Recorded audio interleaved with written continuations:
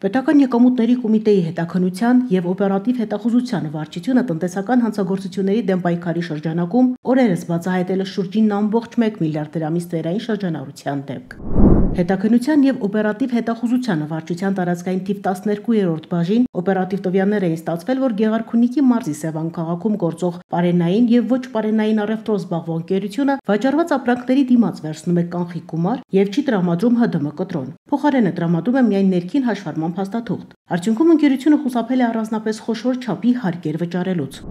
Ձեռնարկված համակողմանի և մեծածավալ օպերատիվ հետախուզական միջոցառումների արդյունքում ստացված օպերատիվ տվյալները հաստատվել են։ Ձեռք են բերվել փաստական տվյալներ ու հանգամանքներ այն մասին, որ 2018 թվականի հոկտեմբերի 3-ից մինչև 2025 թվականի մարտի 26-ն ընկած ժամանակահատվածում ընկերությունը թաքցրել է շուրջ 9,1 միլիարդ դրամի իրացման շրջանառություն։ Փաստական տվյալների հիմքով կատարվել է պատճառված վնասի նախնական հաշվարկ, ըստ որի պետությանը պատճառվել է ավելի քան 2,6 միլիարդ ՀՀ դրամի վնաս։ Դեպքի առթիվ հաղորդում է ներկայացել Հայաստանի Հանրապետության քննչական կոմիտեի տնտեսական հանցագործությունների և մաքսանենգությունների քննության գլխավոր վարչություն, որտեղ նախաձեռնվել է քրեական վարույթ։